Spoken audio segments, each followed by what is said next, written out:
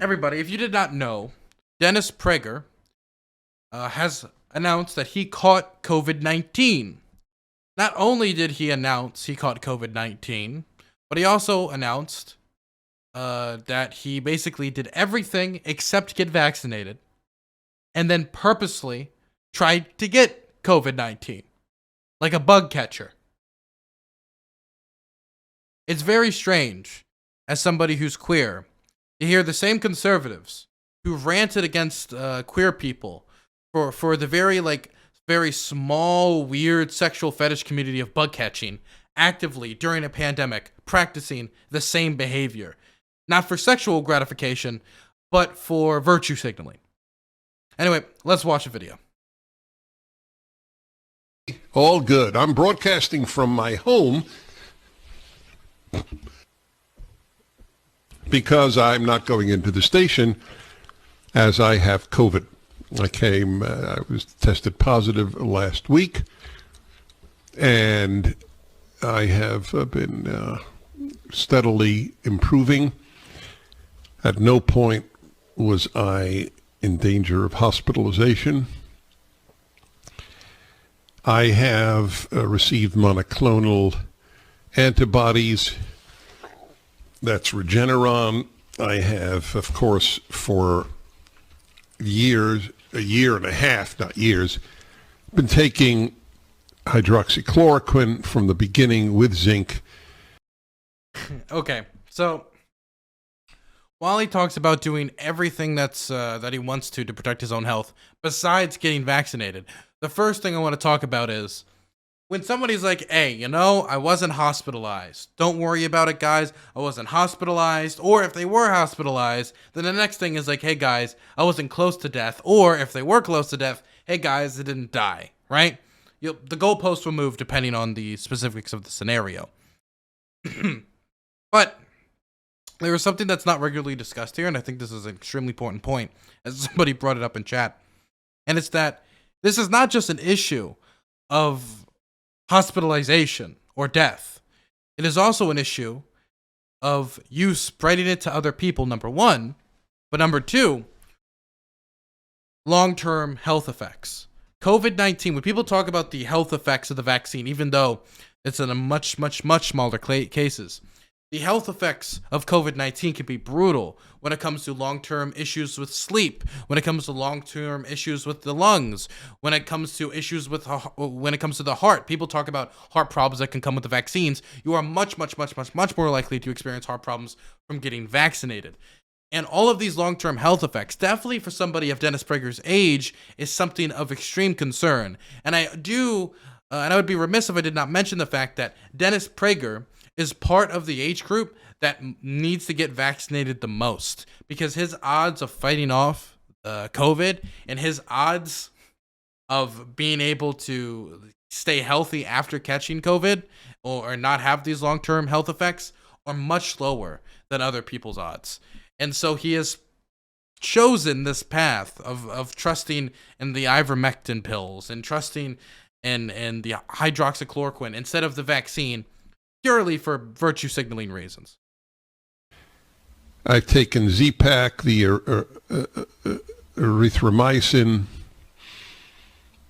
as the Zelenko protocol would have it. I have taken ivermectin. I have done what a person should do if...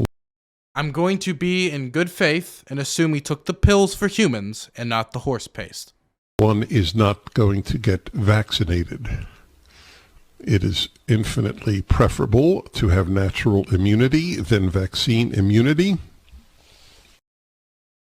There is no scientific consensus on that. The research on what is better is divided. And in that divided research, even the studies, like the Israeli study, that do substantiate the idea that natural immunity could be more powerful, one factor that is still debated is how long natural immunity lasts and how long the vaccine immunity lasts. And another thing that is confirmed in basically everybody of repute, of respect, that talks about the issue, they'll also say, if you have caught the vaccine and you have natural immunity, you'll be even safer if you also get the vaccine on top of that. So what he is saying is not scientific consensus. And even if it was, those same people he is citing to state this would also recommend that you get vaccinated as well. And also, there's another side fact here that in order for everybody to get natural immunity, millions more people would need to die. And since we don't know how long natural immunity lasts, are we just telling people to just keep catching COVID and see how it goes? Not to mention, this doesn't take into account the long-term health effects that we discussed earlier, which are much more brutal when it comes to COVID than anything the vaccine has put forward. Oh, and of course, this is something that he doesn't talk about here, but hospitalization rates among unvaccinated people is much higher than people who are vaccinated. And if we were to just have everybody get natural immunity, the already overburdened healthcare system, for example, in South Carolina, and we're going to talk about this in a second, in South Carolina, 92% of the people in hospitals right now are unvaccinated. 92%. And that's not me saying that. That's from Lindsey Graham, not exactly a libtard source. They are overburdening hospitals to the point where people are stationing patients outside of the hospitals in the parking lot with IV bags in their arms. People are dying of completely preventable diseases and easily treatable diseases due to the fact that the healthcare system is so overburdened. Our healthcare workers are being worked to the bone. And this is a direct consequence of people not getting vaccinated. And that is what I hoped for the entire time. Hence, I so engaged with strangers, constantly hugging them, taking photos with them, knowing that I was making myself very susceptible to getting COVID. Did you guys hear that? Let's play that one more time. Constantly hugging them, taking, and that is what I hoped for the entire time. Hence, I so engaged with strangers, constantly hugging them, taking photos with them, knowing that I was making myself very susceptible to getting COVID. Dennis Prager here admits to purposefully trying to catch COVID-19, to practicing bug catching. Not only that, but just think about this for a moment. He is talking about hugging people, embracing people, and doing all this stuff with the thought in mind of catching COVID to obtain natural immunity. Number one, if we think about himself for a moment, I know it's hard to think of Dennis Prager's self-interest since I don't have much empathy for the man right now, since he was is doing something completely idiotic, and he has the knowledge to know that this is not a smart thing to do, right? But he is very old, and he is part of the age group that is most at risk when it comes to COVID and when it comes to long-term health effects and dying from COVID. So he's purposely putting himself in harm's way to virtue signal on the internet. That's the first thing. The second thing is, let's talk about the health of others. Eventually, he caught COVID, and he continued to hug people and kiss people, embrace people, until he found out he had COVID and then quarantined himself in his home. He could have spread COVID to other people. In my opinion, he most likely did if he was actively trying to catch COVID and hugging people. And whether or not Dennis Prager himself was hospitalized or did not die, that standard could not be the same for everybody he helped catch COVID. Some of those people could have been hospitalized and overburdened the healthcare system. While we don't know the long-term health effects COVID's going to have on Dennis Prager, it could also have long-term health effects on the people he directly infected as well.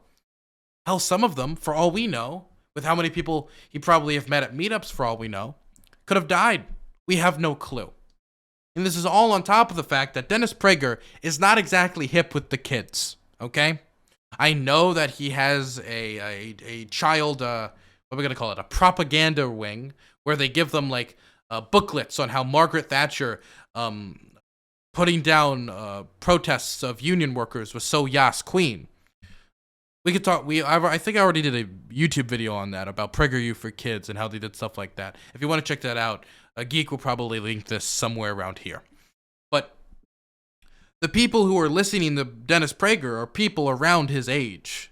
The people who literally actually sit down and listen to him are like Fox News viewers. Majority elder, older, and a population that is most susceptible to COVID-19. So not even talking about the people he directly gave COVID-19, but by him giving advice like this, he's looking to his audience saying, see, COVID ain't all that bad. Hell, it's so not bad that I directly went out and tried to get natural immunity myself. Because I was purposely trying to get it because it's so much better than the COVID-19 vaccine, even though that is not scientific consensus. Meaning, his majority elderly audience is looking at him and hearing him tell them, I purposely tried to catch COVID because natural immunity is so good. And then all these elderly viewers are going to say, ooh, I guess Granny Smith should go out and get COVID because Dennis Prager did it and look how well he's doing. He's going to have his most powerful natural immunity now, and we don't even know how long that's going to last. Because people who have caught COVID have caught it again. Anyway, so let's think about all the people he screwed over here. He screwed over his own long-term health. He could have made himself go to a hospital and continue to overburden the hospital system. Most likely gave COVID to other people, and we don't even know the effects it's going to have on them. And then he goes on the internet and tells his majority elderly audience, hey, everybody, I purposely tried to get COVID because it's so much fun. It's great to get this lovely natural immunity. He might as well be telling his elderly viewers to go play in traffic. Which is indeed, as bizarre as it sounded, what I wanted, in the hope that I would achieve natural immunity and be taken care of by therapeutics. That is exactly what has happened. It should have happened to the great majority of Americans. The number of deaths in this country... If that was to happen to the vast majority of Americans and we all tried to go on this big, like, COVID parties, because I know there's been a few COVID parties out there. A few of those people who participated actually did die, by the way, or have long-term health effects, and many of them were hospitalized. Not only would we be looking at people dying at higher rates of COVID-19, and we would see more people dead from COVID, we would see exponentially more people dead from completely preventable diseases as the entirety of every state's healthcare system was pushed to its very limits. What he's asking for is for all of America to just line up and drink from one of these punch bowls. And one of these punch bowls has poison in it. And the rest of them is going to give you long-term health effects. Good luck. He's doing a mass fucking suicide pact with his audience. Owing to COVID is a scandal which one day will be clear to Americans. Anyway, as sad as that story is, when I talk about the effect this is specifically happening on elderly Americans, it doesn't stop and end with Dennis Prager. Now, Lindsey Graham is at least a little bit more responsible than Dennis Prager. And he's talking, I actually covered this before, but I wanted to make sure this got to YouTube. And he's talking to an audience of supporters. These are people who support him. The vast majority of the people in this audience are elderly. These are people of a more, higher age persuasion. And he's talking to them about the vaccine. Look at the response he gets. If you hadn't had the vaccine, you ought to think about getting it, because if you're my age... I didn't tell you to get it. You ought to think about it. Well, I'm glad I got it. 92% of the people in the hospitals in South Carolina are unvaccinated. Got it? 92%. True.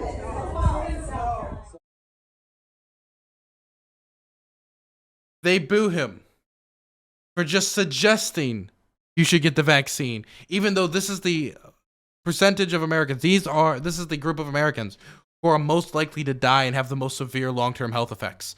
And then when he backpedals and he's like, "Oh, well, I'm not saying you have to get it," or but I'm just bringing up the fact that, hey, our healthcare system is being pushed to its limits right now. 92% of people in South Carolina hospitals are the unvaccinated. And then someone in the audience just yells, false. This is untrue. Do I have anything to prove it's not true? Nah, I just don't believe you.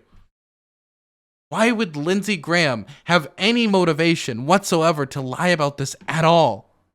It's in his interest for this to be not true, so he can serve this far-right radical base that believes vaccines are of the devil or it's all authoritarian. This is the audience that is primarily eating up anti-vaxxer content.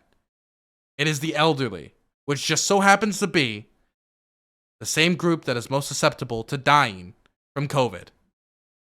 Pretty messed up.